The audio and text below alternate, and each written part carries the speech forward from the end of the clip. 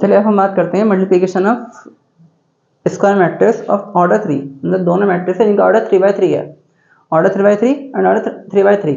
Matrix A मैंने मान रखी है, बी मैंने मान रखी है। इससे पहले हमने देखा था मैट्रिक्स 2/2 का मल्टीप्लिकेशन, जब दोनों स्क्वायर मैट्रिक्स थी और दोनों ऑर्डर 2/2 था। ठीक है, अभी हम डिस्कस कर रहे हैं multiplication of square matrix of same order.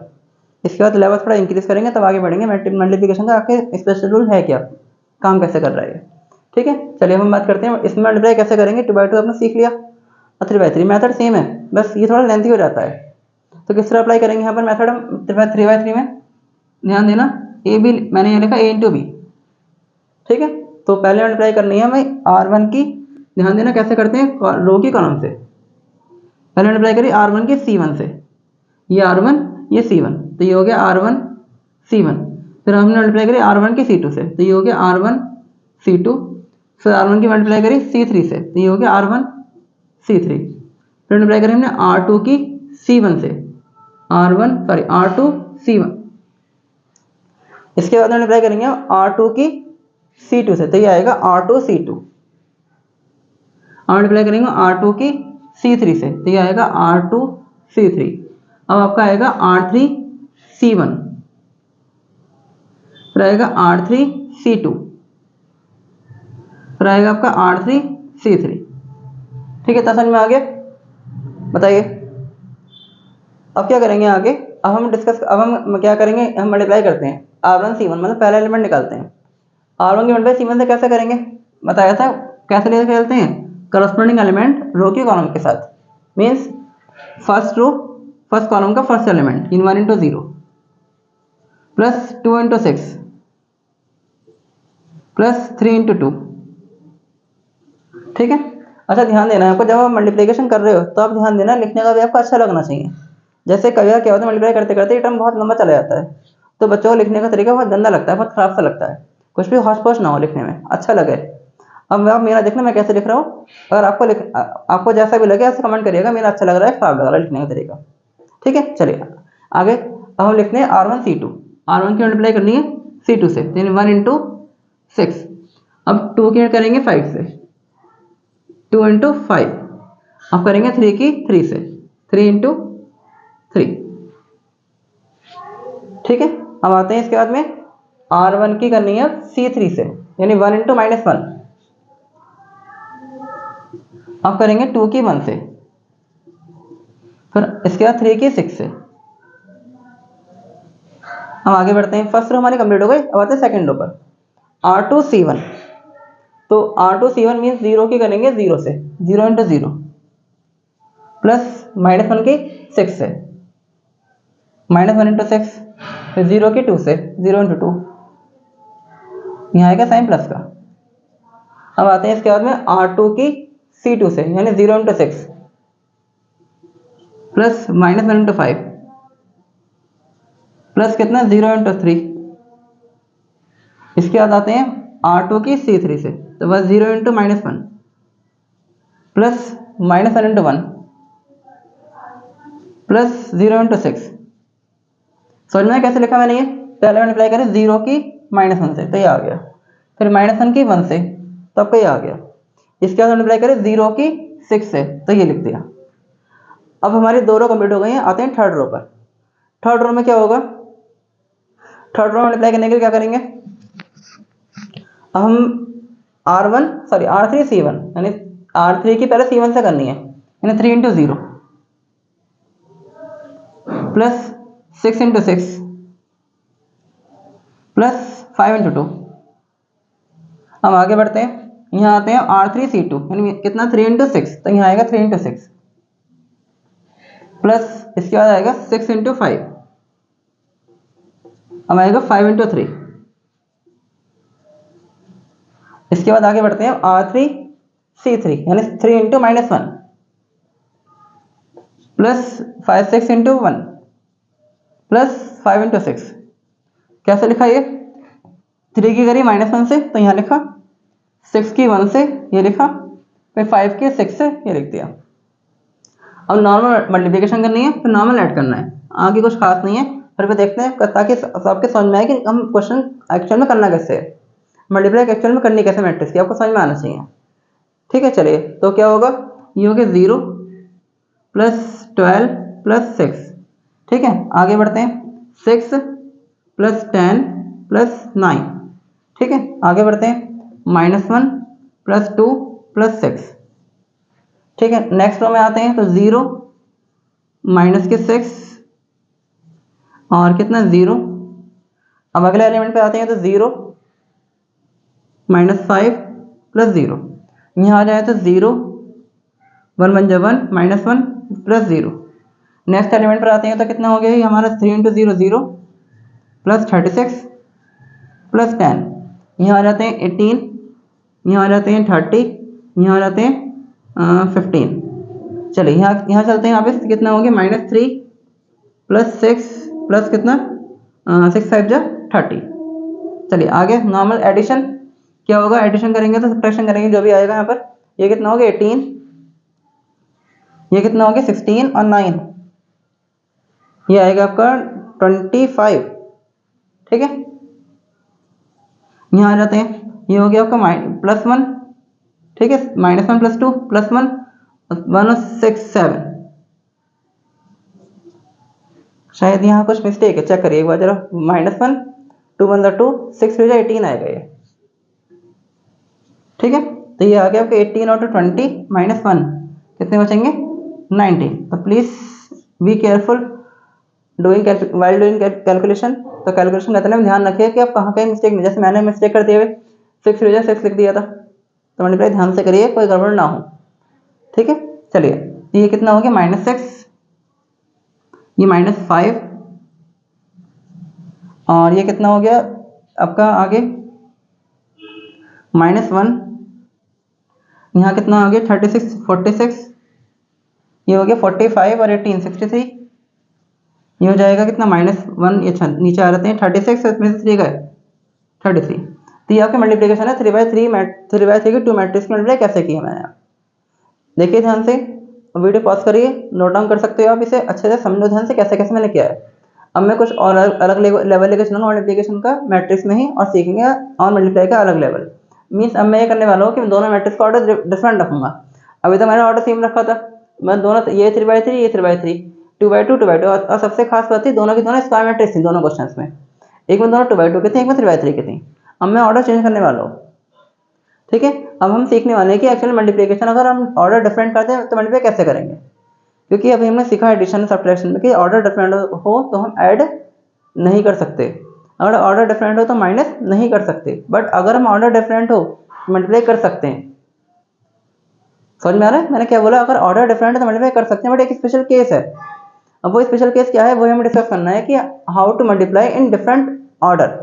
But वो स्पेशल केस क्या है, हम कम मल्टीप्लाई नहीं कर सकते, वो भी सीखना है। क्योंकि कई बार एमसीक्यू में क्वेश्चन आते हैं बोर्ड एग्जाम में, सीबीएसई हो यूपी बोर्ड हो कोई भी बोर्ड हो, क्वेश्चन आते हैं एमसीक्यू में कि दो मैट्रिक्स का ऑर्डर दे दिया उसने कि मल्टीप्लाई इज पॉसिबल और नॉट, मल्टीप्लिकेशन पॉसिबल है या नहीं, हमें चेक करना होता है। तो वो हम आज सीखेंगे इस लेक्चर में कि मल्टीप्लिकेशन कब पॉसिबल है और कब पॉसिबल नहीं है। चलिए ये सब नोट करिए जब तक।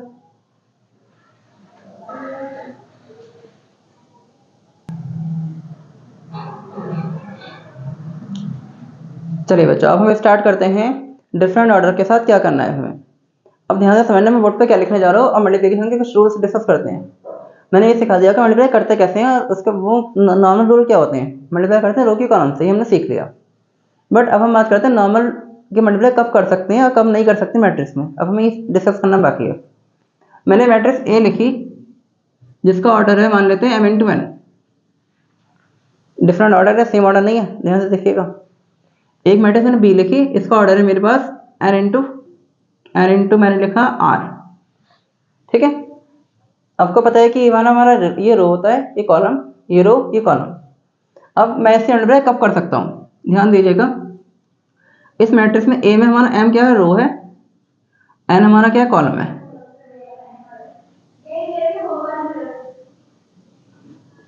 ठीक है, आते हैं बी पर। बी पे हमारा n हमारा रो है, r हमारे कॉलम है। ठीक है, अब हम मल्टीप्लाई कब कर सकते हैं, ध्यान से देखिएगा। मल्टीप्लाई कब कर सकते हैं, अब मैं आपने देखिए सॉल्व तो करी, मैंने यहाँ भी एन लिखा है, यहाँ भी एन लिखा है। अब चाहे तो ऐसे डिफरेंट लिख सकते हैं, कोई ऐसा इशू नहीं है, लेकिन मैंने सेम लिखा है। इसका पीछे रीजन ये है कि मल्टीप्लाई पॉसिबल कब है, multiplication A B is possible. कब पॉसिबल है मल्टीप्लीकेशन आपका, इफ, ध्यान दीजिएगा, इफ नंबर ऑफ हमारे column in matrix A is equal to number of row in matrix B. Means इस मैट्रिक्स के कॉलम इस मैट्रिक्स के रो के इक्वल है। ध्यान से सुनना, फर्स्ट मैट्रिक्स के कॉलम अगर सेकंड मैट्रिक्स के रो के इक्वल है तो मल्टीप्लिकेशन पॉसिबल है, otherwise multiplication is not possible. Clear है क्या बोला मैंने स्टेटमेंट? अगर दो मैट्रिक्स दे रखी हैं तो फर्स्ट अगर हम मल्टीप्लाई कर, अगर हम ए भी निकालना है तो ए मैट्रिक्स के कॉलम बी मैट्रिक्स के रो के इक्वल होने चाहिए। जितने इसमें रो है उतने इसमें कॉलम, जितने इसमें कॉलम है उतने इसमें रो होने चाहिए, तब तो मल्टीप्लाई पॉसिबल है, वरना मल्टीप्लाई पॉसिबल नहीं है, मल्टीप्लाई नहीं कर सकते। तो मैं क्या लिखने जा रहा हूँ यहाँ पर, multiply is possible if number of column in matrix A equal to number of row in matrix B. ठीक है, तो ध्यान रखना है मल्टीप्लिकेशन पॉसिबल कब होगा, जब फर्स्ट मैट्रिक्स के कॉलम सेकंड मैट्रिक्स के रो के इक्वल होंगे। ये स्टेटमेंट आपको ध्यान रखना है। एमसीक्यू में क्वेश्चन कैसे बनता है, अगर मैट्रिक्स ए दे रखी है, उसका एलिमेंट, उसका ऑर्डर 3 × 2 है, ए मैट्रिक्स बी है, इसका ऑर्डर 2 × 4 है। ठीक है, अब मल्टीप्लिकेशन पॉसिबल है, बिल्कुल पॉसिबल है, क्योंकि यहाँ पर हमारे पास दोनों के दोनों इसके कॉलम इसके रो के इक्वल है, पॉसिबल है। अब एक क्वेश्चन, अगर क्वेश्चन पूछ ले ए बी पॉसिबल है, क्वेश्चन ऑप्शन ऐसे आएंगे, ए बी इज डिफाइंड। ठीक है, ऑप्शन बी क्या हो सकता है, B is defined. Option C क्या होगा आपका, ऑप्शन सी होगा A B either A B और बी ए इज डिफाइंड। या तो ए बी डिफाइंड है, बी ए डिफाइंड है। ठीक है, वैसे ऑप्शन ऐसा आना ही चाहिए, क्योंकि या तो ये वैसे ऐसा ऑप्शन आना ही चाहिए, ऑप्शन ऐसा आना चाहिए, ना तो ए बी ना बी ए, दोनों में से कोई डिफाइंड नहीं है, neither A B nor B A. Option D होना चाहिए, A B and B A both defined. Defined मतलब क्या होता है कि हम मल्टीप्लाई कर सकते हैं, ये इसका ऑप्शन बनेंगे आपके इस क्वेश्चन के। तो हमारा ऑप्शन सही होगा। इसमें ऑप्शन क्या होगा हमारा, ए बी डिफाइन है, क्योंकि मैंने चेक करा था, क्योंकि इसके नंबर ऑफ कॉलम इसके नंबर ऑफ रो के इक्वल है, तो ये ऑप्शन सही है। वैसे बाकी ऑप्शन चेक नहीं चाहिए मुझे, ऑप्शन ये सही है। अब ध्यान देना क्या लिखा है, B A is defined. B A define कब होगा, अगर मैंने बी ए लिखा, मैंने बी 2 × 4, मैंने लिखा ए 3 × 2, यहाँ number of column number of row same नहीं है, इसमें हमारे पास रो कॉलम 4 है, यहाँ रो 3 है, तो मल्टीप्लाई इज नॉट पॉसिबल, मतलब बी ए पॉसिबल नहीं है, तो B A is not defined, तो ये ऑप्शन गलत हो गया। इसमें लिखा ए बी दोनों डिफाइन नहीं है, ऐसा तो है नहीं, एक ए बी डिफाइन है, बी ए डिफाइन नहीं है, मीन्स हमारा ये ऑप्शन भी गलत हो गया। ठीक है, यहाँ लिखा है ए बी बोथ डिफाइन, तो ये ऑप्शन गलत है, क्योंकि ए बी हमारा डिफाइन है, बी ए डिफाइन नहीं है, ये भी गलत हो गया। क्लियर हो गया क्या लिखा, क्या समझाना चाह रहा हूँ मैं, हमारे एमसीक्यू यहाँ कैसे बनेगा। तो मल्टीप्लिकेशन को कब पॉसिबल है, तो अभी नोट्स अच्छा नोट्स में क्या लिखोगे इसमें वो समझ लो आप। अगर आप नोट्स बना रहे हो प्रॉपर्ली तो मल्टीप्लिकेशन के टॉपिक में नोट्स में क्या लिखोगे, सबसे पहले आप नोट्स में जैसे मैंने समझाया था स्टार्टिंग में 2/2 का, और 2/2 का मैंने फॉर्मूला जो लिखा था आप लिख सकते हो। ए बी में आप फॉर्मूला क्या लिखोगे 2/2 का, R1 C1 R2 C1 R1 C2 और R2 C1 R2 C2 हम लोग 2/2 मैट्रिक्स का, जब दोनों मैट्रिक्स का ऑर्डर सेम है, यहाँ पे लिख लोगे if A and B are square matrix order 2, फिर आप लिखोगे then A B equal to this. इसी तरह से आप लिखोगे फिर बी, आप लिखोगे ए बी, ये लिखो 3/3 के लिए। अगर 2 मैट्रिक्स हैं और दोनों का ऑर्डर 3/3 है, तब मल्टीप्लिकेशन का हमारा क्या आएगा, फॉर्मूला क्या बनेगा हमारा, R1 C1 R1 C2 R1 C3, फिर R2 C1 R2 C2 और R2 C3, फिर क्या बनेगा formula R3 C1 R3 C2 R3 C3। ये फॉर्मूला आप कॉपी करोगे एज अ नोट्स। इसके बाद अभी लिखने के बाद फिर आप क्या लिखोगे, आप वहाँ लिखोगे कि मल्टीप्लाई कैसे करते हैं, multiplication of matrix in row by column, multiply कैसे करते हैं, रो की कॉलम से। अब कैसे करते हैं, करस्पॉन्डिंग एलिमेंट की मल्टीप्लाई करते हैं। करस्पॉन्डिंग एलिमेंट मतलब करस्पॉन्डिंग फर्स्ट एलिमेंट रो का आना चाहिए, फिर फर्स्ट एलिमेंट कॉलम का आना चाहिए। सेकंड एलिमेंट रो का फिर सेकंड एलिमेंट कॉलम का आना चाहिए। इस तरह से आप अपनी लैंग्वेज में लिख सकते हो एज अ नोट्स। फिर अगला पॉइंट आपको नोट्स में क्या होगा कि multiplication of different order of matrices. आपका अगला हेडिंग आपका ये होना चाहिए। फिर आप ये लिखोगे ए का ऑर्डर m इंटू एन है, बी का ऑर्डर n टू आर है। अब यहाँ लिख देना कि इसमें m और n क्या है और n और r क्या है। फिर आप लिखोगे ए बी पॉसिबल कब है, if number of column in A and number of row in B, तब मल्टीप्लाई तब आपका ए भी पॉसिबल है, वरना ए भी आपका पॉसिबल नहीं है। ये आप नोट्स लिख सकते हो। अच्छा, अब आगे बढ़ते हैं। सबसे इंपॉर्टेंट बात, अब ध्यान से सुनिएगा। सबसे इंपॉर्टेंट बात क्या है हमारी कि अब जब हमारा मैट्रिक्स आएगा ए बी, अगर ए बी पॉसिबल है तो ए बी का ऑर्डर क्या होगा। अभी तक आपने देखा मल्टीप्लाई कर 2/2 की, ए का ऑर्डर था 2/2, बी का ऑर्डर 2/2, आंसर भी किसका आया 2/2 का आया। हमने एक मैट्रिक्स में इसका ऑर्डर 3/3 था, यहाँ ऑर्डर 3/3, ए बी का ऑर्डर भी कितना आ गया 3/3।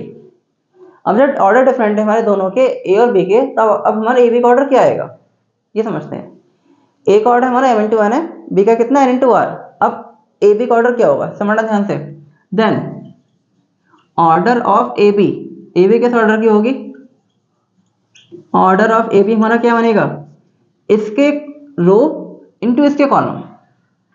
क्लियर हुआ, इस वाली मैट्रिक्स के रो इसके कॉलम, हमारा ऑर्डर ही होना चाहिए ए बी का। तो ये होगा हमारा n इंटू आर, नहीं n इंटू आर नहीं, क्या होना चाहिए m इंटू आर। क्लियर हुआ, कैसे लिखेंगे। तो ये भी हमारा क्वेश्चन, ये क्वेश्चन में हमारा एमसीक्यू बन सकता है बहुत आराम से कि अगर मैट्रिक्स ए का ऑर्डर m इंटू एन है, बी का ऑर्डर n इंटू आर है, तो ए बी का ऑर्डर क्या होगा। ठीक है। अच्छा, इस क्वेश्चन की बात करते हैं। इसमें हमारा ए का ऑर्डर 3 इंटू 2 है, बी का ऑर्डर कितना है 2 into 4। Then what is the order of A B. A B का ऑर्डर क्या होगा, हम लिख सकते हैं ऑर्डर ऑफ ए बी क्या बनेगा हमारा 3 इंटू 4। मीन्स इसमें 3, इसका ऑर्डर 3 इंटू 4 आएगा, 3 रो होंगे और 4 कॉलम होंगे। जब हम ए और बी की मल्टीप्लाई करेंगे तो हमारा क्या होगा, इसमें ए बी जो हमारा रिजल्ट आएगा, फाइनल आंसर आएगा, उसमें 3 रो होंगे और 4 कॉलम होंगे।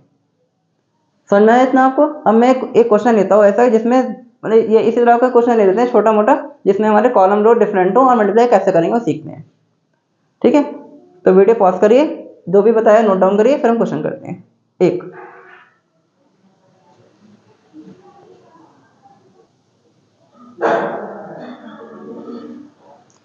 अब मैं यहाँ पर एक मैट्रिक्स ए मान लेता हूँ। यहाँ पर इसका ऑर्डर है मेरे पास, अंदर 2 रो ले लेते हैं और 3 कॉलम ले लेते हैं। इसमें मैंने 2 रो लिए, 3 कॉलम लिए। अब एक मैट्रिक्स ऑफ बी ले लेते हैं। इसमें मैंने मान लिए 3 मान लेते हैं इसमें, क्योंकि यहाँ पर हमारा 3 कॉलम है तो यहाँ 3 रो होनी चाहिए, तो मल्टीप्लाई हम कर पाएंगे। तो अब इसमें यहाँ पर 3 हमें क्या मानने पड़ेंगे, रो। कॉलम चाहो तो कम कर देना, कोई इशू नहीं है। तो रो हमारे 3 होने चाहिए, तो मैंने मान लिया यहाँ पर 3 रो 1 2 0 1 5 6। तो मैट्रिक्स मैंने यहाँ फिनिश कर दिया। ज़्यादा बड़ी मैट्रिक्स नहीं बनाना, ताकि बस आपको समझाना है मेरे को, बाकी आप करने का काम तो आपका है, आगे बड़े बड़े क्वेश्चन। तो इसका ऑर्डर कितना है, इसमें R1 R2 आते हैं, 3 रो हो गए 2 कॉलम हो गए। ठीक है, अब ध्यान से देखना हमारा फाइनल आंसर कैसा आएगा। अब हमारा मल्टीप्लाई तो पॉसिबल है, ए बी इज पॉसिबल। क्यों पॉसिबल है, क्योंकि इसमें नंबर ऑफ रो इसके कितने 3, सॉरी नंबर ऑफ कॉलम इसमें 3 है, इसमें नंबर ऑफ रो 3 है, दोनों के दोनों सेम है। और रिजल्ट कैसा आएगा हमारा, ए बी का ऑर्डर कितना आएगा, ए बी का हमारा ऑर्डर कितना आएगा, यहाँ 2 है यहाँ 2 है, तो ऑर्डर ऑफ ए बी कितना होगा 2 इंटू 2। मतलब अब हमारा जब ए बी हम निकालने वाले हैं, ए बी में क्या आएगा 2 रो 2 कॉलम। ठीक है, कैसे देखो, पहले मल्टीप्लाई करेंगे R1 की C1 से, फिर करेंगे मल्टीप्लाई R1 की C2 से, सॉरी R1 की C2 से, फिर मल्टीप्लाई करेंगे R2 की C1 से, R2 C1, फिर करेंगे R2 की C2 से। ठीक है, अब चलिए तो समझ में आ गया होगा मैंने किस तरह से लिखा, जैसे कि हम अभी तक बात कर रहे हैं मल्टीप्लिकेशन में। अब लिखते हैं R1 C1, 2 की मल्टीप्लाई करेंगे 1 से, 2 इंटू 1 करस्पॉन्डिंग एलिमेंट, ध्यान रखिएगा। ये वर्ड पढ़ कर चलिए आप लोग कि करस्पॉन्डिंग वर्ड क्या होता है, लेके चलिए क्या होता है। तो 3 इंटू 0 प्लस का साइन आता है, ये बताया था आपको। अब 1 इंटू 5, आगे बढ़ते हैं।